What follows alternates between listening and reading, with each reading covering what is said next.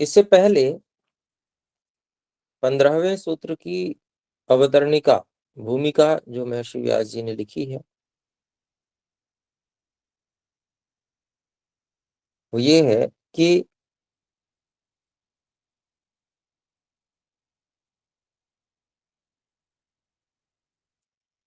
अगर कोई व्यक्ति जो सत्तात्मक पदार्थ हैं, उनको परिकल्पना मात्र माने, ज्ञान मात्र माने, तो ये बात न्याय से विरुद्ध क्यों है? उसका उत्तर इस सूत्र में दिया गया है।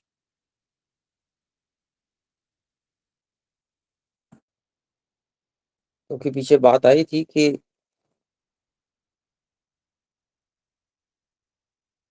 धर्म है, धर्मी है, धर्मी में बहुत सारे धर्म हैं, धर्मी कारण रूप में है। जैसे मिट्टी धर्मी है, उसके बहुत सारे धर्म हैं। मिट्टी का चूर्ण, मिट्टी का लोंदा, मिट्टी का कच्चा घड़ा, पक्का घड़ा, टीकरे इत्यादि, बहुत सारे धर्म। वास्तव में मिट्टी ही सब जगह अनुगत है, सब सब में मिट्टी ही लगी हुई है। तो मिट्टी को ही देखें, और अन्यों को हम कल्पना मात्र मान लें, कोई ऐसा कह सकता है? तो ऐसी बात नहीं है। तो ये बात अगर कोई माने तो वो न्याय विरुद्ध कैसे है? उसको इस सूत्र में बताया, वस्तु साम्ये चित्त भेदात् तयोः विभक्तः पंथाः।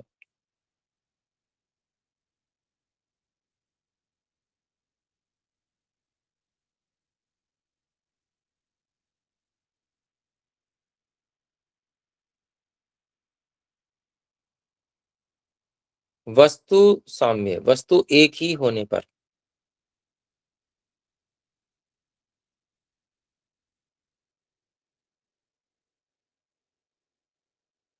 चित्त भेदात्, चित्त में जो ज्ञान उत्पन्न हो रहे हैं वो भिन्न भिन्न होने से,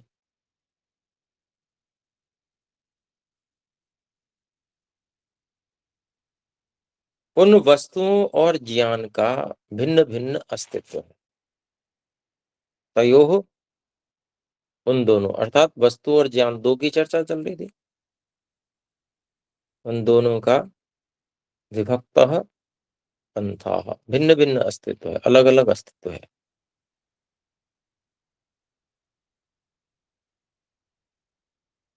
धर्मी तो एक ही है और सब जगह अनुगत है, लेकिन धर्मी एक होते हुए भी धर्मी का ज्ञान भिन्न भिन्न रूपों में हो रहा है। कभी मिट्टी का चूर्ण, कभी मिट्टी का लौंदा, कभी आकार मिट्टी को दिया हुआ घड़े के रूप में, कभी वही अग्नि के संयोग से पक जाता है पका हुआ घड़ा, कभी वो टूट जाता है तो टीकरे, और फिर समय के साथ में वो टीकरे भी मिट्टी को छोड़ते हुए, झड़ती हुई मिट्टी उनमें से, और फिर अंत में सब रेत रेत हो जाना। बहुत सारी है मिट्टी, लेकिन फिर भी ज्ञान भिन्न भिन्न हो रहे हैं। वस्तु एक होने पर भी ज्ञान भिन्न भिन्न होने से ज्ञान भी अलग है और वस्तु भी अलग है। केवल ज्ञान ही नहीं है, वस्तु भी है जिसका ज्ञान हो रहा है, ये अभिप्राय है।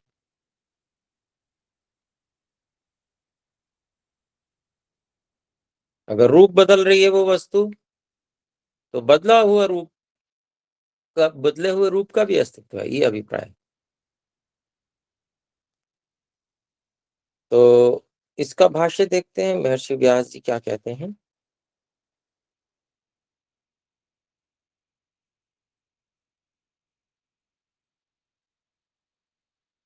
महर्षि व्यास जी कहते हैं बहुत से चित्तों का जो विषय बनी हुई एक वस्तु है, वो सबके लिए समान है। आपने भी घड़े को देखा तो घड़ा ही कहोगे, मैंने भी घड़े को देखा तो घड़ा ही कहूँगा, और जितने भी लोगों ने उस घड़े को देखा उसको घड़ा ही कहेंगे। तो चित्त का जो विषय है, चित्त बहुत सारे हैं, मेरा, आपका, उनका, इनका इत्यादि। लेकिन वस्तु सबके लिए एक समान ही है। ना तो वो वस्तु किसी के चित्त के द्वारा कल्पना की गई है, एक व्यक्ति के चित्त के द्वारा कल्पित तो है नहीं। अगर एक व्यक्ति के चित्त के द्वारा कल्पित हो, तो उसी को केवल ज्ञान होगा, बाकियों को नहीं होगा। बाकियों ने तो कल्पना की नहीं है।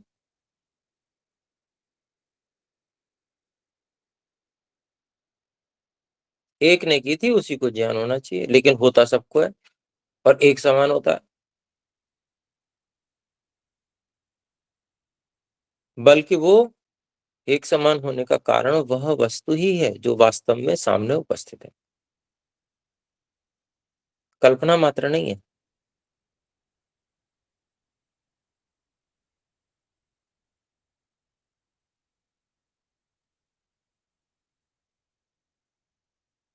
तो क्यों ऐसा है?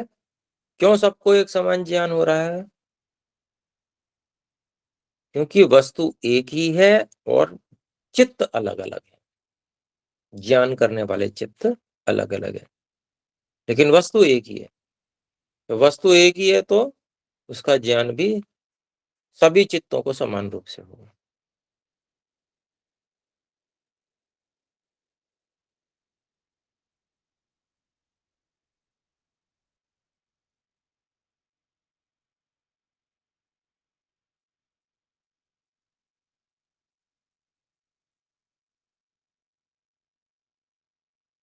तो उसमें एक उदाहरण देते हैं, धर्म की अपेक्षा रखने वाला चित्त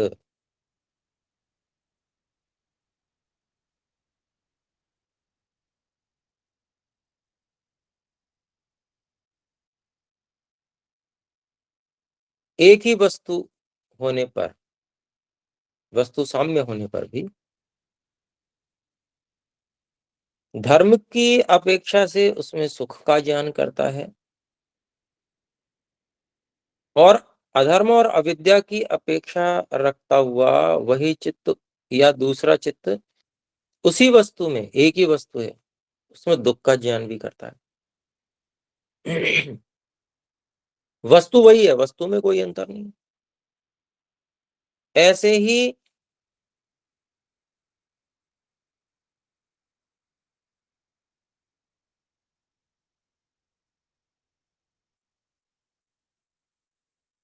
कोई और चित्त उसमें मूढ़ता का ज्ञान भी रख सकता है,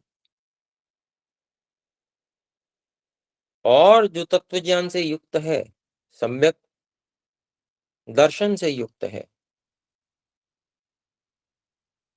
उस वस्तु में मध्यस्थता का ज्ञान रख सकता है, यानी कि वो न्यूट्रल रहेगा, उससे न राग न द्वेष, जिसको सही सही बात पता है। अब इसमें उदाहरण लगा सकते हैं, वो वस्तु मान लीजिए पुरुषों के लिए अगर उदाहरण ले तो वो एक स्त्री हो सकती है।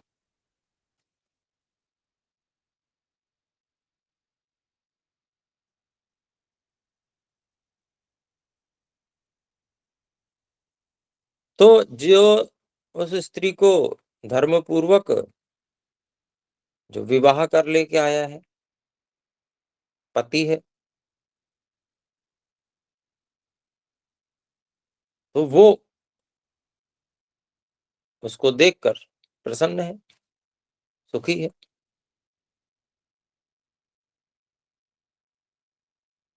दूसरा जलने वाला कि इसकी पत्नी तो सुंदर है, मेरी नहीं है, तो वो जलेगा, कुढ़ेगा, दुखी होगा।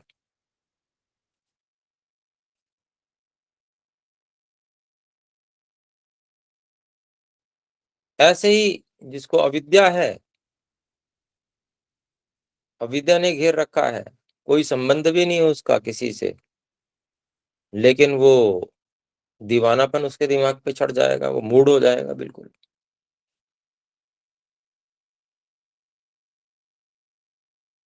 शरीर वो एक ही है, वस्तु एक ही है। और जो तत्वज्ञानी व्यक्ति है, वो जड़ शरीर को जड़ ही समझता है, उसमें कोई विशेषता नहीं देखता।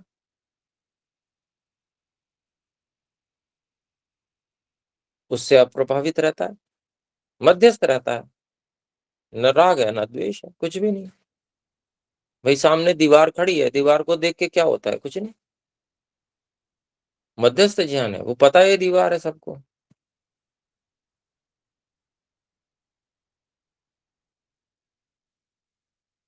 तो वैसे ही जड़ वस्तु है, जैसे दीवार खड़ी है ऐसे ही शरीर खड़ा है, खड़ा है तो खड़ा है, उसमें क्या विशेषता है? ये तो हमने मन का एक संस्कार बनाया हुआ है कि बस ऐसे ऐसे आकार प्रकार वाला, ऐसे रंग रूप वाला जो है वो सुंदर होता है।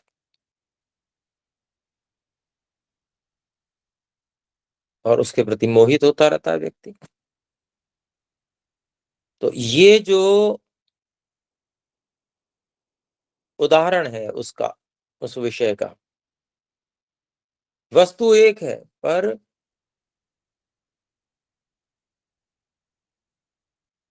सबको एक तरह से दिख भी रही है कि हाँ ये वस्तु है, एक ही वस्तु ज्ञात हो रही है, लेकिन फिर भी उसके प्रति भावनाएं भिन्न भिन्न प्रकट हो रही है अंदर से।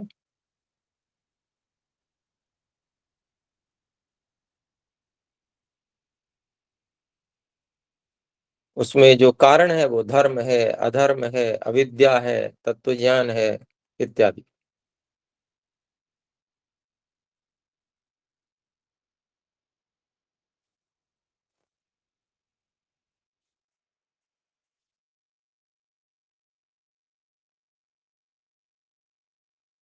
तो अब यहाँ पर फिर ये सब बात कहने के बाद में पूर्व पक्षी से ये प्रश्न करते हैं कि अच्छा अब बताओ कि ये कौन से चित्त के द्वारा परिकल्पित है?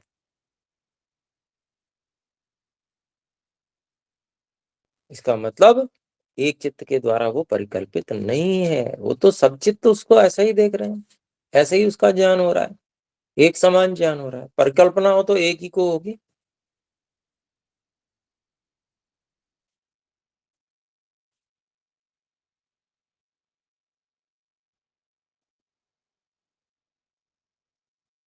तो कहते हैं इसी बात को महर्षि व्यास जी की, अन्य चित्त ने जो कल्पना की है,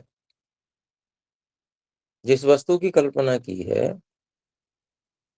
उस वस्तु के राग आदि से या उसका, उस व्यक्ति के ज्ञान से दूसरा चित्त थोड़ी युक्त हो जाएगा। कल्पना तो उसने की है तो उसी को होगा। दूसरा चित्त क्यों हो रहा है? उसी वस्तु के उपराग से, उसी व्यक्ति के राग द्वेष से, या उसी वस्तु के राग द्वेष और उसी वस्तु के ज्ञान से दूसरा चित्त क्यों युक्त हो रहा है? इसलिए वस्तु और ज्ञान,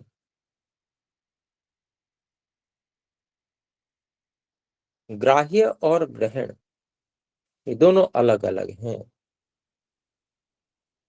वस्तु होता है, वस्तु होती है तो ज्ञान होता है।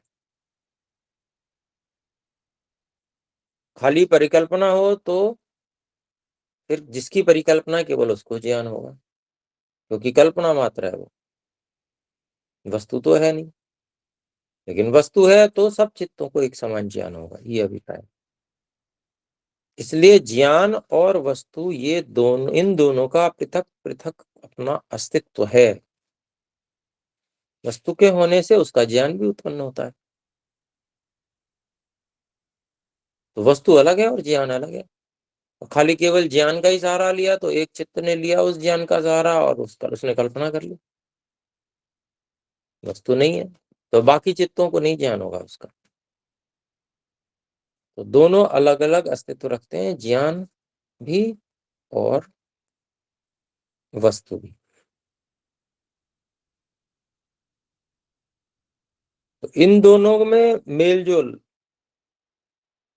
मिलावट, ये करने योग्य नहीं है। दोनों घुल मिल जाएं, ऐसा नहीं हो सकता। ज्ञान अलग है, वस्तु अलग है।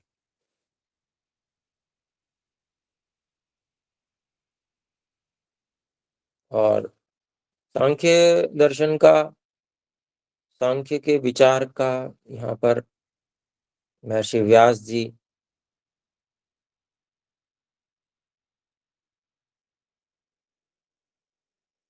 सहारा ले रहे हैं उसको बताने के लिए। कहते हैं कि सांख्य मत में जो पदार्थ है वो त्रिगुणात्मक है, अर्थात सत्व रज तम से मिलकर बना हुआ है। और वो जो त्रिगुण है जिनसे वो पदार्थ बना हुआ है उसका स्वभाव चंचल है। तो सब जो भी त्रिगुण है, सत्व रज तम है, उनका स्वभाव चंचलता है।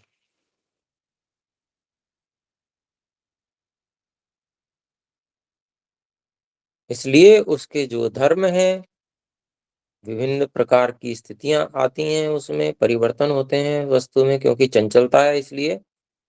तो इसलिए धर्म उसके बदलते रहते हैं। तो उन धर्म आदि निमित्तों की अपेक्षा से उस पदार्थ का चित्तों से संबंध होता है। जिस समय जो धर्म प्रकट है वही धर्म चित्त से संबंधित होगा।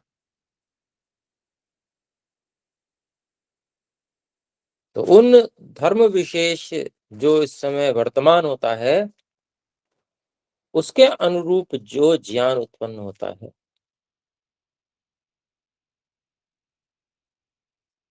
तो उस ज्ञान का जो कारण है वह वही धर्म आदि है जो उस वस्तु में वर्तमान में प्रकट होते हैं। और वो किसी एक चित्त को नहीं, सभी चित्त को समान रूप से पता चलता है। इसलिए वह वस्तु है, उसकी विद्यमानता है अपने धर्म सहित। जो धर्म उस समय प्रकट है उस धर्म सहित, जो प्रकट धर्म है उस धर्म सहित उस वस्तु की विद्यमानता है। और चित्त में ज्ञान की भी पृथक विद्यमानता है, इस बात को यहाँ सिद्ध किया।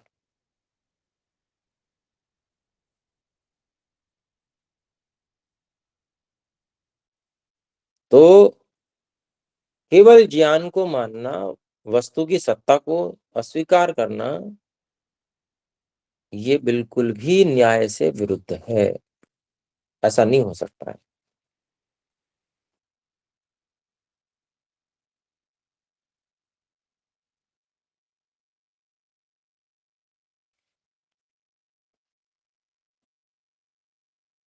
तो जो सिद्धियां बताई गई हैं वो सिद्धियां जिनमें व्यक्ति अणिमा लघिमा आदि को जानता है, अनुभव करता है, तो वो एक चित्त स्वयं ही अनुभव मात्र नहीं करता है, अन्य लोग भी उसको अनुभव करते हैं। ये हम समझ सकते हैं।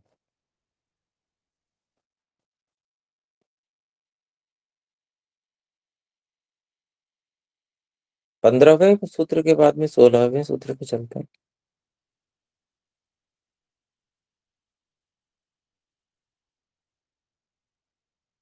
16वां सूत्र है, न च एक चित्त तंत्रम वस्तु तद अप्रमाणकम तदा किम स्यात्।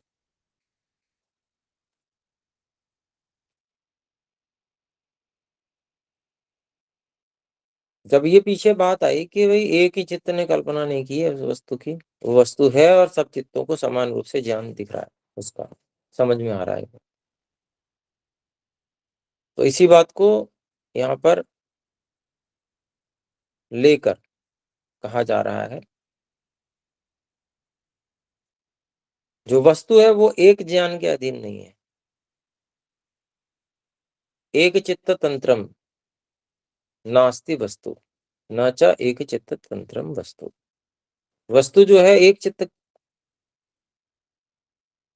के ज्ञान के अधीन नहीं है कि उसने ज्ञान किया, उसने कल्पना की और केवल वही उसको जान रहा है, ऐसा नहीं है। तो पदार्थ, वस्तु,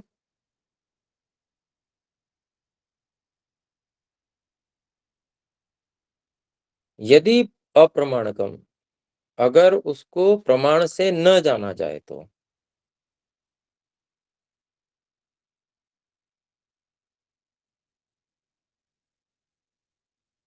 तदा किम स्यात्, तब क्या होगा, मतलब तब क्या होगे,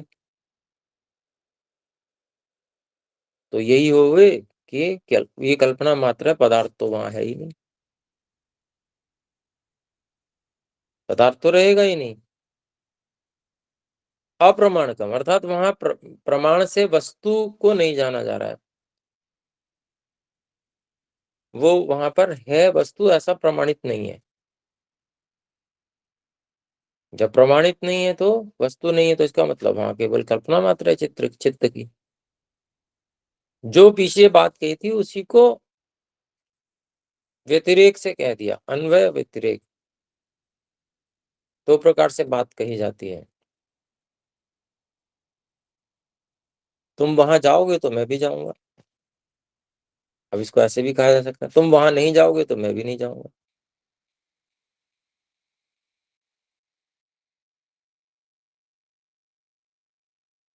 जहां जहां आग होती है वहां वहां धुआं होता है, अब इसको व्यतिरेक से कहेंगे। जहां जहां आग नहीं होती है वहां वहां धुआं भी नहीं होता।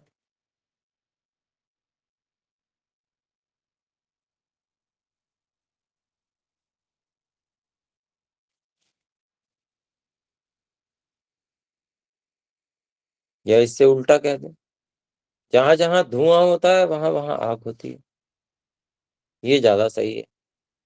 क्योंकि कई बार आग ऐसी भी होती है जहां धुआं नहीं होता, इसलिए ये वाला सही है कि जहां जहां धुआं होता है वहां वहां आग होती है।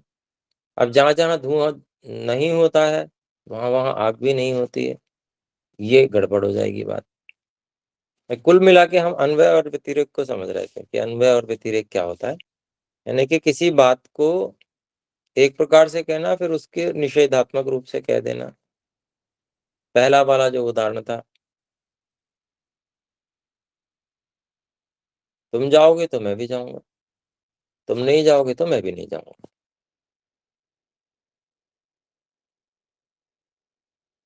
तो एक ढंग से जो पिछली 15वें सूत्र में बात कही थी उसी को थोड़े भिन्न ढंग से यहाँ प्रस्तुत कर दिया गया।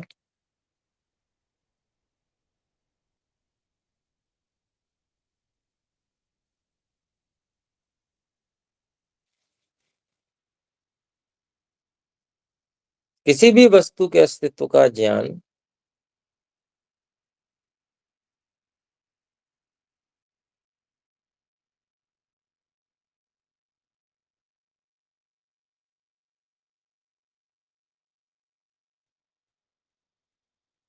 केवल एक चित्त के अधीन नहीं होता,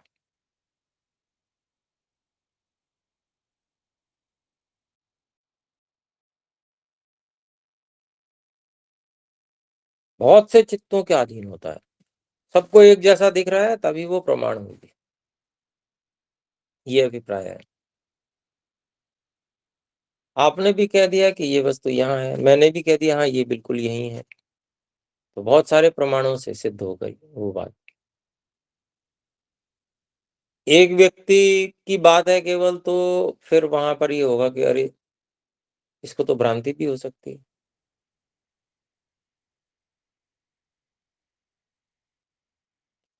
कितने ही रोग आदि के कारण से या व्यक्ति की मानसिक दशा के कारण से व्यक्ति को भ्रांति हो जाती है।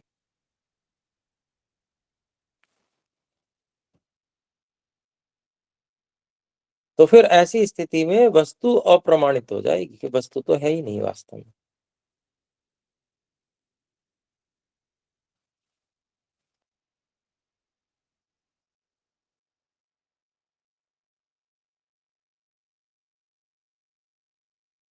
तो इसके विषय में महर्षि व्यास जी बताते हैं कि यदि एक पदार्थ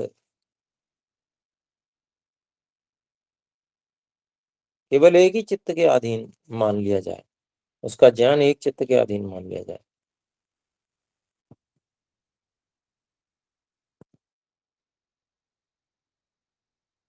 तो जब चित्त किसी अन्य कार्य में लगा हुआ हो, किसी अन्य वस्तु के ज्ञान में लगा होगा, या उस चित्त को रोक दिया गया निरोध समाधि में,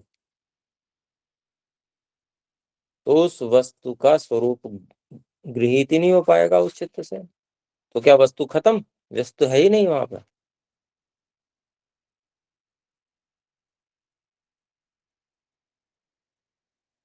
और अन्य किसी चित्त की का आलंबन वो वस्तु बन ही नहीं रही है, तो क्या होगा? वो अप्रामाणिक हो जाएगी।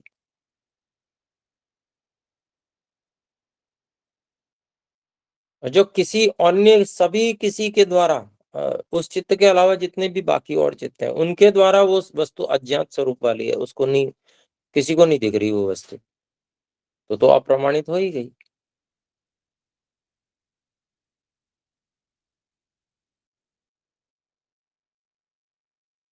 तो वो एक ही चित्त से जो संबद्ध था, वो पदार्थ थोड़ी देर के लिए संबद्ध हुआ था,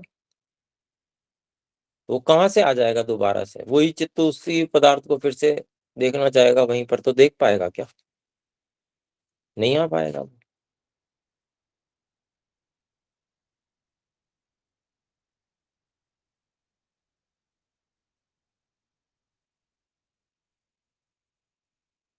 तो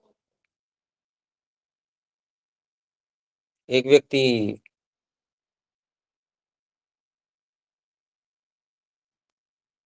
तर्क करता है कि भाई आपको वस्तु जो दिख रही है, दिखने वाली वस्तु का सामने का भाग ही तो दिख रहा है,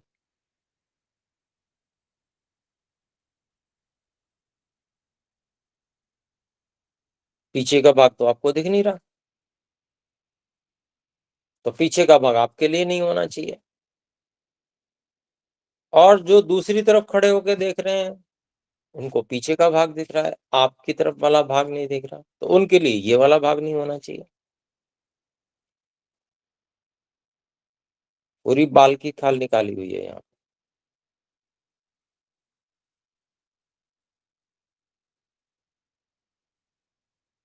तो उस वस्तु के जो अज्ञात भाग हैं वो नहीं होने चाहिए। जैसे व्यक्ति का सामने का भाग दिखता है, पीठ नहीं दिखती,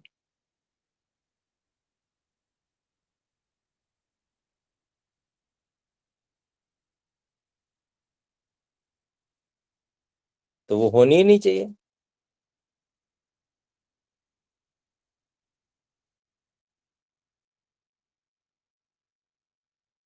लेकिन ऐसा तो नहीं है, एक वस्तु है और वो चारों तरफ से चार तरह के लोगों को दिख रही है, तो वो पूरी है वहां पर। ऐसा होता है। मान लीजिए ऊपर का धड़ धड़ दिख रहा है, सामने दीवार है, तो नीचे का पेट का भाग होगा ही नहीं, ऐसा कहा जाएगा क्या?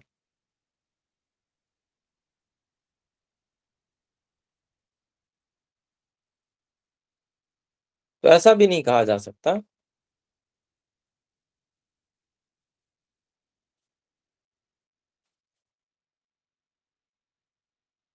जो वस्तु विद्यमान है, स्वरूप से विद्यमान है, वो सबके लिए समान है, वो साधारण है। कोई पीछे से देख रहा है तो पीठ देख रहा है, सामने से देख रहा है तो उसी का सामने का भाग देख रहा है, कोई बाएं से देख रहा है तो बायां भाग देख रहा है, दाएं से देख रहा है तो दायां भाग दिख रहा है। दाएं बाएं से देखने वाले को थोड़ा थोड़ा पीठ और थोड़ा थोड़ा मुख का भाग भी दिखता है।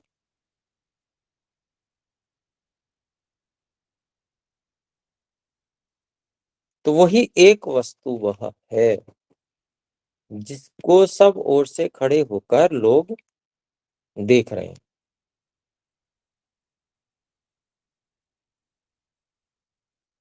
और वो सबके लिए समान है।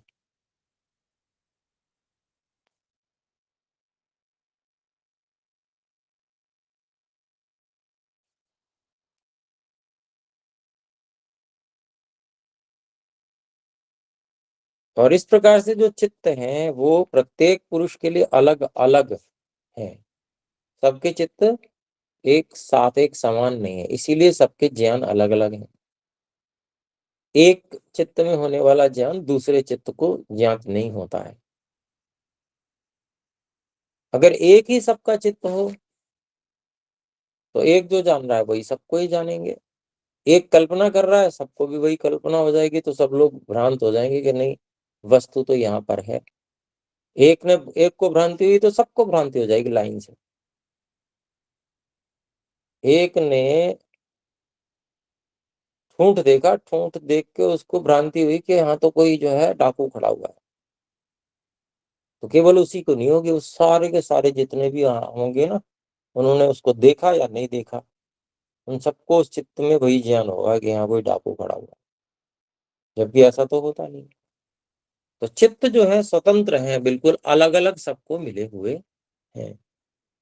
दूसरे के चित्त में झांकना कोई चाहे, जानना चाहे, तो उसके लिए फिर वो समाधिस्थ होके जानना चाहेगा, जानेगा।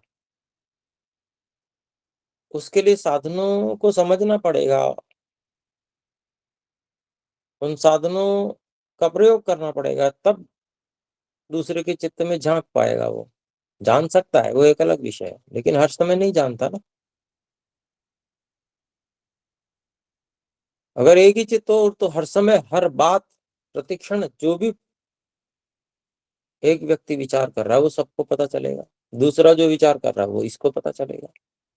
ऐसा नहीं होता।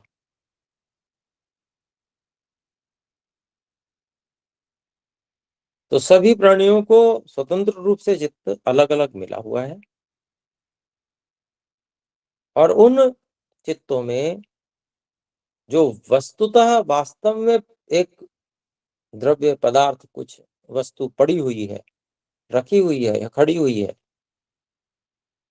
सब चित्त जब उसको एक समान रूप से देखते हैं तो वह सबको एक ही प्रतीत होती है। एक ही वस्तु के विषय में सबको एक ही ज्ञान होता है।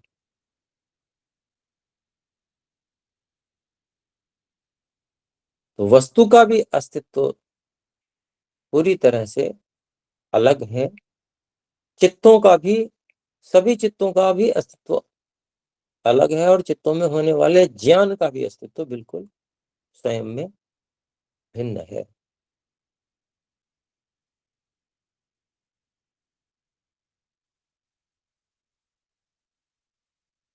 तो ये सब जो वास्तविकता है, सच्चाई है, इसको बहुत समझना आवश्यक है, नहीं तो लोग भ्रांतियां फैलाते हैं। विज्ञानवाद है, शून्यवाद है, क्षणिकवाद है, अपने प्रभाव में लिया लोगों को और बहका लिया। वो बहक गया, एक बार बहका हुआ व्यक्ति फिर लंबे समय तक उबर नहीं पाता उससे।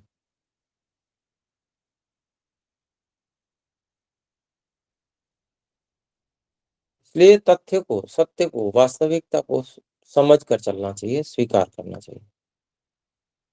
मिथ्या ज्ञान में नहीं बहे चले जाना चाहिए, किसी के प्रभाव में एकदम से नहीं आना, बल्कि स्वयं विचार पूर्वक निर्णय लेना चाहिए। 17वें सूत्र में हम देखते हैं, तदुपराग अपेक्षित्वात् चित्तस्य वस्तु ज्ञाता ज्ञातम। चित्त का कैसा स्वरूप है उसको बहुत अच्छे से समझा जा रहा है इन सूत्रों के माध्यम से।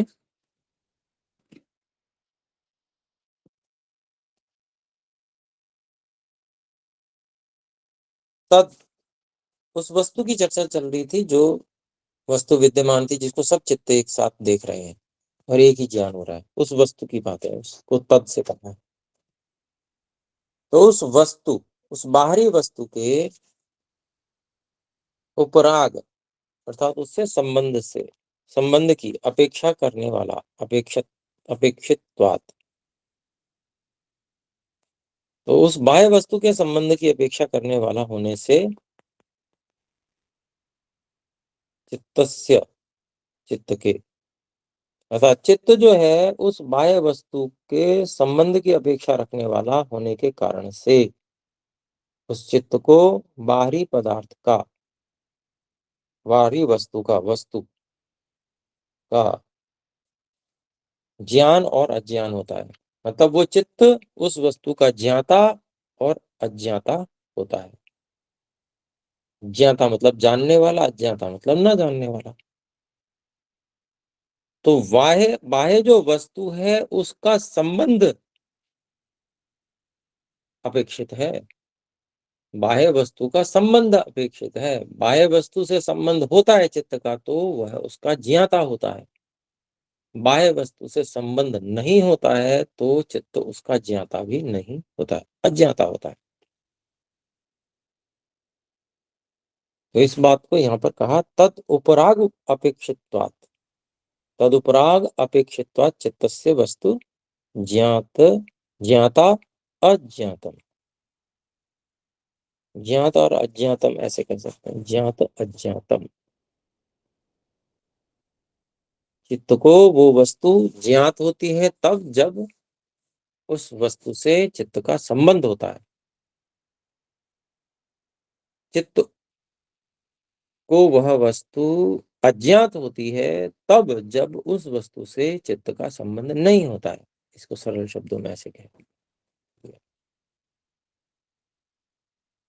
इसके भाष्य में, भाष्य छोटा ही है, कहा है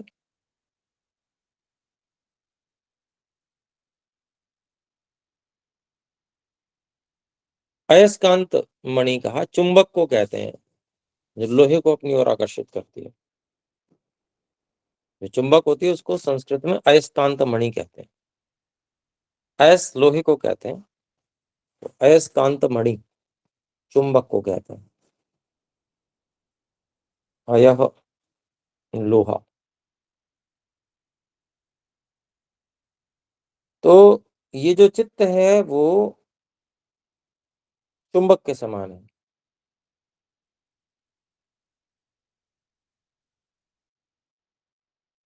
नहीं, विषय, बाह्य जो विषय है वो चुंबक के समान है और चित्त को अपनी ओर खींचते हैं। जैसे लोहे को चुंबक खींचती है, ऐसे ही चित्त को बाहरी जो विषय है जो चुंबक के समान है वो अपनी ओर खींचते हैं चित्त को,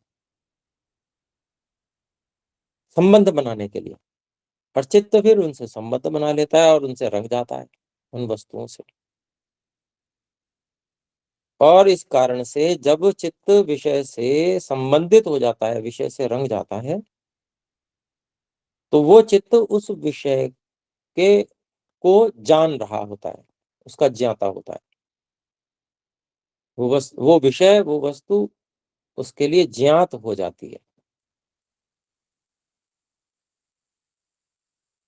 और फिर जब दूसरी वस्तु को जान रहा होता है तो फिर ये वाली वस्तु अज्ञात हो जाती है।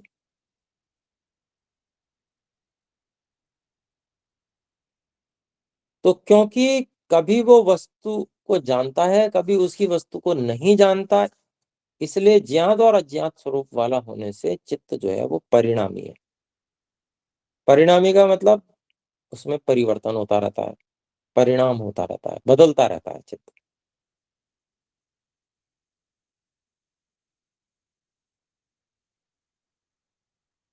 तो चित्त परिणामी है।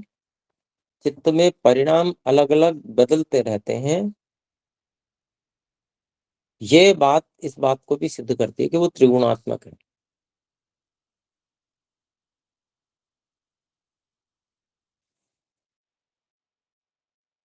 परिणाम क्रिया, परिवर्तन रूपी क्रिया जो है वो केवल और केवल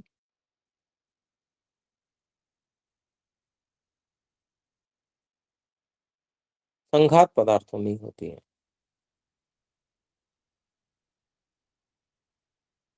परमाणुओं से मिलकर बने हुए जो होते हैं, परमाणु से, या जो भी उसका कारण है, जैसे मन का कारण, चित्त का कारण तो अहंकार है, तो अहंकार के जो सूक्ष्म कारण है अहंकार रूप, उससे मिलकर वो बनता है।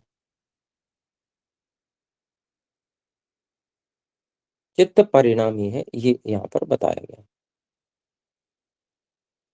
क्योंकि वह कभी विषय, किसी विषय को के ज्ञात होता है और कभी अज्ञात होता है उसको, विषय चित्त को।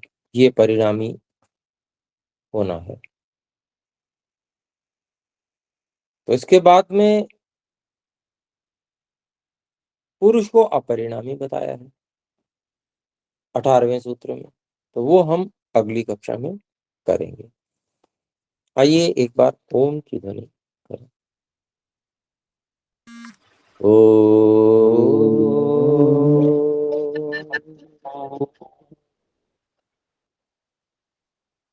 सभी को सादर नमस्ते। सादर नमस्ते नमस्ते।